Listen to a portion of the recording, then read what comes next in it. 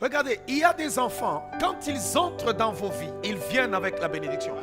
Un enfant, quand il vient, toi tu vois un enfant. Mais derrière chaque enfant, il y a une bénédiction. Chaque enfant n'est pas pareil. Lorsque Moïse est venu, c'était la liberté qui est arrivée. Pharaon a commencé même à tuer des enfants. Lorsque Jésus est venu au monde, on a commencé même à tuer les enfants. Ce petit, il peut être bébé comme vous le voyez, mais il peut avoir une provision terrible. Il y a des enfants qu'on appelle des enfants démons. Parce que dans les enfants, il y a des gens, quand ils cherchent des enfants, ils ne trouvent pas, ils vont voir des féticheurs. Et puis le féticheur fait une passe-passe, et puis après, la femme se retrouve enceinte. Cet enfant, c'est un enfant démon. C'est pour cela que vous voyez le comportement de ces enfants, ce n'est pas un comportement normal. Mais un enfant fait dans de bonnes conditions, un enfant légitime.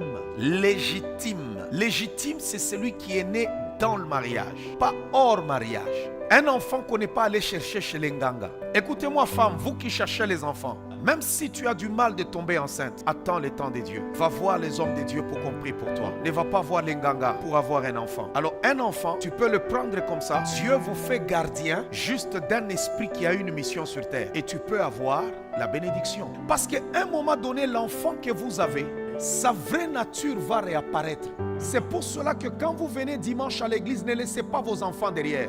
Non, ne les laissez pas derrière. Même un petit bébé comme ça, il a besoin de Dieu. Ça l'aide, la protection divine l'aide à garder son étoile. Sur cette terre, nous avons des hommes très méchants qui détruisent les destinées des autres. Mais être constamment dans la présence de Dieu nous conserve. Alors, il y a une chose qu'il faut comprendre très bien. Un enfant doit être une bénédiction. C'est comme le mariage. Ça doit être une bénédiction. Ce qui est béni ne tourmente pas. Non, non. Ce qui est béni apporte la joie et la paix et la stabilité. Ce qui est béni ne tourmente pas. Je vais le répéter. Ce qui est béni apporte la joie. Ce qui est béni apporte la paix. Ce qui est béni apporte la stabilité. Alléluia.